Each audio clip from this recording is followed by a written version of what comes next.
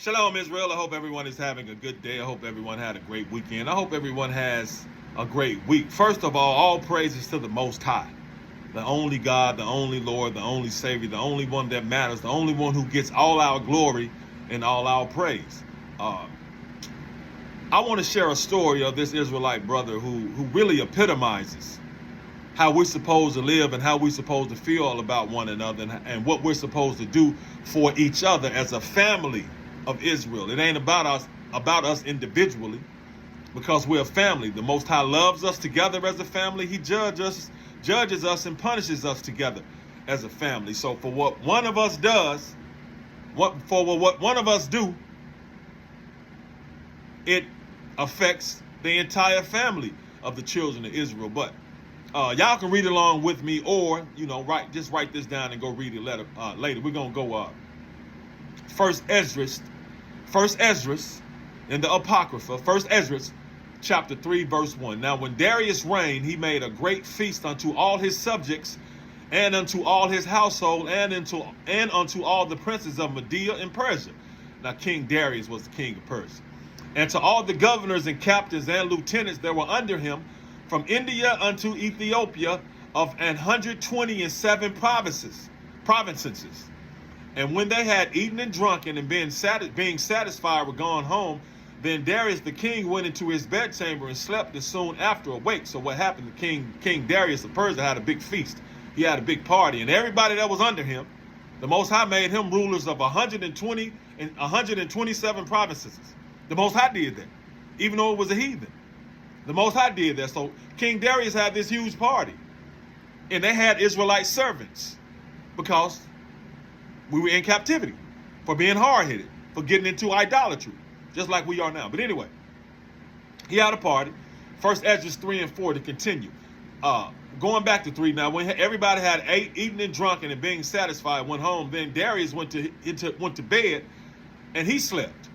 Verse 4, then 3 young men that were of the guard that kept the king's body spake one to another, let every one of us speak a sentence.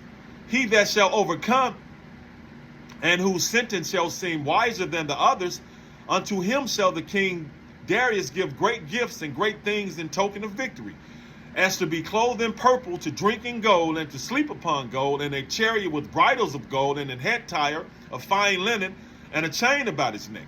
And he shall sit next to Darius because of his wisdom, and shall be called Darius his cousin. And then everyone wrote his sentence, sealed it, and laid it under King Darius his pillow. So these 3 brothers came together and like, look, man, let us all write something that's really wise and really saying a lot of that's going to give King Darius a reason to promote us, to exalt us in his kingdom and in his house. So let us write wise sentences and let King Darius read it, and whoever sentence is proven to be the wisest, we're going to get that status. So continuing, First Esdras chapter 3, going back to 6. As to be clothed in purple, to drink in gold, and to sleep upon gold, and a chariot with bridles of gold, and an head tire of fine linen, and a chain about his neck. And he shall sit next to Darius because of his wisdom, and shall be called Darius his cousin. And then everyone wrote his sentence, sealed it, and laid it under King Darius his pillow, and said that when the king is risen, some will give him the writings, and of whose side the king and the 3 princes of Persia shall judge that his sentence is the wisest, to him shall the victory be given as was appointed. The first wrote, wine is the strongest. The second wrote, the king is the strongest. The third wrote, women are strongest, but above all things, truth beareth away the victory. Now when the king was risen up, they took their writings and delivered them unto him, and so he read them. And sending forth, he called all the princes of Persia and Media, and the governors, and the captains, and the lieutenants, and the chief officers, and set him down in the royal seat of judgment, and the writings were read before them. And he said, call the young men, and they shall declare their own sentences. So they were called and came in. And he said unto them, declare unto us your mind concerning the writings. Then began the first, who has spoken of the strength of wine. And he said thus, O ye men, how exceeding strong wine is, it causeth all men to err that drink it. It maketh the mind of the king and of the fatherless child to be all one, of the bondman and of the free man, of the poor man and of the rich. It turneth also every thought into jollity and mirth. so that a man remembereth not sorrow nor debt. It maketh every heart rich, so that a man remembereth neither king nor governor. It maketh to speak all things by talents. And when they are in their cups, they forget their love both to friends and brethren, and a little after draw out swords. This means the motherfuckers start fighting. But when they are from the wine, they remember not what they have done. O ye men, is not wine the strongest that enforceth to do thus? And when he has spoken, he held his peace. Now what he said, when everybody get drunk, everybody the same. It don't matter if you king or peasant or servant, because they all lose their damn mind. So he said wine's the strongest because it makes everybody equal. Because they get drunk and do stupid things, and then when they wake up, they don't remember anything.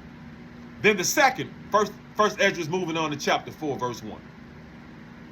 Then the second that I have spoken of the strength of the king began to say, O ye men, do not men excel in that strength that bear rule over sea and land and all things in them? But yet the king is more mighty, for he is Lord of all these things, and hath dominion over them. And whatsoever he commandeth them, they do. If he bid them make war the one against the other, they do it. If he send them out against the enemies, they go and break down mountains, walls, and towers. They slay and are slain and transgress not the king's commandment. If they get the victory, they bring all to the king, as well as the spoil, as all things else. Likewise, for those that are no soldiers and have not to do with wars, but use husbandry, when they have reaped again that which they had sown, they bring it to the king and compel one another to pay tribute unto the king. And yet he is but one man. If he command to kill, they kill. If he command to spare, they spare. If he command to smite, they smite.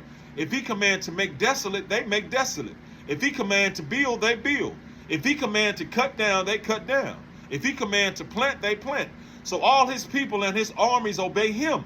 Furthermore, he lieth down and eateth and drinketh, and taketh his rest. And these keep watch round about him, neither may anyone depart and do his own business, neither disobey him in anything.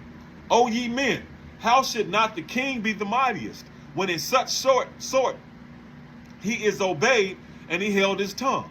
Then the third, who has spoken of women and of the truth, this was Zerubbabel, began to speak. O ye men, it is not the great king, nor the multitude of men, neither is it wine that excelleth. It is who is it then that ruleth them, or hath the lordship over them? Are they not women? Women have borne the king and all the people that bear rule by sea and land. Even of them came they, and they nourished them up that planted the vineyards from whence the wine cometh. These also make garments for men. These bring glory unto men. And without women, men cannot men be. Yea, and if men have gathered together gold and silver, or any other goodly thing, do they not love a woman which is comely in favor and beauty?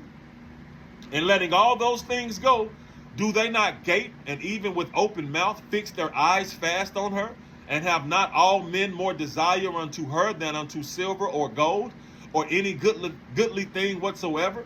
A man leaveth his own father that brought him up, and his own country, and cleaveth unto his wife. He sticketh not to spend his life with his wife. He remembereth neither father nor mother nor country. By this also ye must know that women have dominion over you. Do you not labor and toil and give and bring all to the woman? Yea, a man taketh his sword and goeth his way to rob and to steal, to sail upon the sea and upon rivers, and looketh upon a lion, and goeth in the darkness, and when he hath stolen, spoiled, and robbed, he bringeth it to his love. Wherefore a man loveth his wife better than father or mother. Yea, many there be that have run out of their wits for women, and become servants for their sakes. Many also have perished, have erred, and sinned for women. And now do you not believe me? Is not the king great in his power? Do not all regions fear to touch him? Yet did I see him and Apame, the king's concubine, the daughter of the admirable Bardicus, sitting at the right hand of the king, and taking the crown from the king's head, and setting it upon her own head. She also struck the king with her left hand. And yet for all this the king gaped and gazed upon her, and with open mouth. And she laughed upon him. He laughed also. But if she took any displeasure at him, the king was fain to flatter that she might be reconciled to him again. O ye men, how can it be but women should be strong, seeing they do this? Then the king and the princes looked one upon another, so he began to speak the truth. The same men, young man, O ye men, are not women strong? Great is the earth, high as the heaven, swift as the sun in his course, for he compasseth the heavens round about, and fetcheth his course again to his own place in one day. Is he not great that maketh these things? Talking about the Most High. Therefore great is the truth, and stronger than all things. All the earth crieth upon the truth, and the heaven blesseth it, because the Most High is the truth. All works shake and tremble at it, and with it is no unrighteous thing. Wine is wicked, the king is wicked, women are wicked, all the children of men are wicked, and such are all their wicked works. For there is no truth in them. In their unrighteousness also they shall perish. As for truth, it endureth, and is always strong. It liveth and conquereth forevermore. With her there is no accepting of persons or rewards, but she doeth the things that are just, and refraineth from all unjust and wicked things, and all men do well like of her works. Now he's saying the Most High is the truth. The word of the Most High is the truth. The word of the Most High is the truth. Then said the king unto him, ask what thou wilt more than is appointed in the writing, and we will give it thee, because thou art found wisest, and thou shalt sit next to me, and shall be called my cousin. And so the king said, this third young man who said, no, women are strong, but the truth is the strongest. The Most High is truth. The word of the Most High is truth. It's considered a feminine. It's considered in the feminine written here, but the Most High is truth, and the word of truth is, and the word of the Most High is truth. So this young man was proven the wisest. So the king said, look, ask me and I give you whatever you want, because you are found the wisest. So this young man could have gotten all the riches and status and gold and everything he wanted, but this is what he said. 1 Ezra chapter 4, verse 43. Then said he unto the king, remember thy vow which thou hast vowed to build Jerusalem in the day when thou camest to thy kingdom, and to send away all the vessels that were taken away out of Jerusalem, which Cyrus set apart, when he vowed to destroy Babylon and send them again thither. Thou also hast vowed to build up the temple which the Edomites burned when Judea was made desolate by the Chaldees. And now, O Lord the king, that is that which I require, and which I desire of thee. And this is the princely liberality proceeding from thyself. I desire therefore that thou make good the vow, the performance that whereof which thou own mouth, with thine own mouth thou hast vowed to the King of heaven, the Most High. Then Darius the king stood up and kissed him, and wrote letters for him unto all the treasurers and lieutenants and captains and governors, that they should safely convey on their way both him and all those that go up with him to build Jerusalem. He wrote letters unto the lieutenants that were in Celesyria and Phoenice, and unto them in Lebanus, that they should bring cedar wood from Lebanus unto Jerusalem, and that they should build the city with him. Moreover, he wrote for all the Jews that went out of his realm up into Jewry concerning their freedom, that no officer, no ruler, no lieutenant, nor treasurer should forcibly enter into their doors, and that all the country which they hold should be free without tribute, and that the Edomites should give over the villages of the Jews which they then held. Yea, that there should be yearly given 20 talents to the building of the temple until the time that it were built, and other 10 talents yearly to maintain the burnt offerings upon the altar every day, as they had a commandment to offer 17. And that all that they that went from Babylon to build the city should have free liberty, as well as they as their posterity, everybody that came from them, and all the priests that went away. He wrote also concerning the charges and the priests' vestments wherein they minister, and likewise for the charges of the Levites, to be given them until the day that the house were finished and Jerusalem builded up.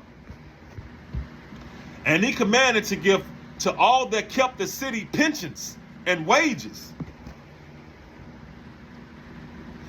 He sent away also all the vessels from Babylon that Cyrus had set apart, and all that Cyrus had given in commandment, that the same charged he also to be done and sent unto Jerusalem.